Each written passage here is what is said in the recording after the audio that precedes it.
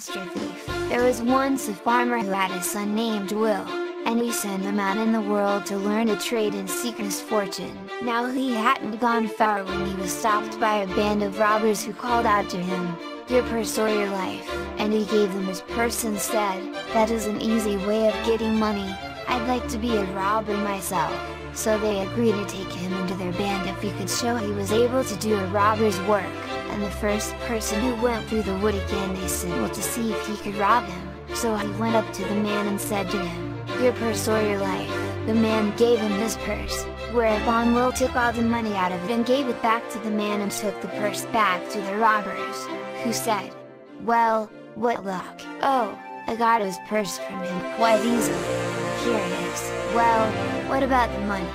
said they. "Well, that I gave back to him. You only asked me to say, 'Your purse or your life.'" At that the robbers roared with laughter and said, "You'll never be a thief." Will was quite ashamed of making such a fool of himself and determined he would do better next time.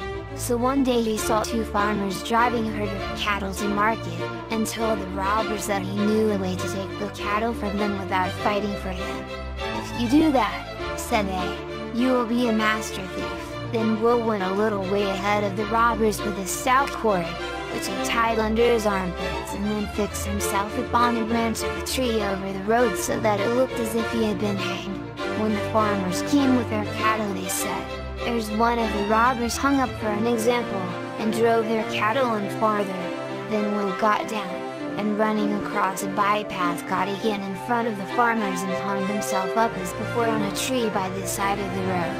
When the farmers came up to him one of them said, "Goodness gracious me, why there's the same robber hanged up here again." "Oh, that's not the same robber," said the other. "Yes, it is," said the first, "for I noticed he had a white horn button on his coat, and see, there it is. It must be the same man." "How could that be?" said the other. "We left that one hanging up dead half a mile back." "I am sure it is." "I am certain it isn't." "Well, give a good look at him, and we'll go back and see if it isn't the same." So the farmers went back to look. Will took their cattle and drove them back to the robbers, who agreed that he was a master thief. He stopped with them for several years and made much money, and then rode back in a carriage and pair to his father's farm. When he came there his father came to the carriage and bowed to him and asked him, "What is your pleasure, sir?" "Oh, I want to make some inquiries about a young fellow named William who used to be on this farm. What has become of him?" "Oh, I don't know.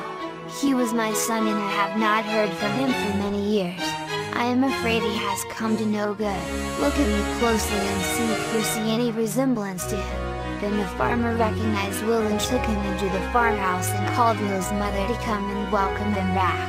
"So, Will, you've come back in a carriage and pair," said she. "How have you earned so much money?" So Will told his mother that he had become a master thief, and begged her not to mention it to anyone, but to tell them that he had been an explorer and had found gold. Well, the very next day a neighboring gossip called in upon Will's mother and asked her to tell her the news about Will and what he had been doing. So she said, "Oh, Will has been an explorer,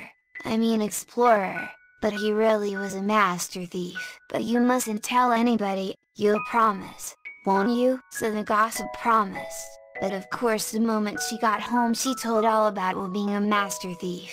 Now the lord of the village soon heard of this, and he called Will up to him and said, "I hear you are a master thief. You know that you deserve death for that, but if you can prove that you are really a master in your thievery I will let you go free. First let us see whether you can steal my horse out of my stable tonight."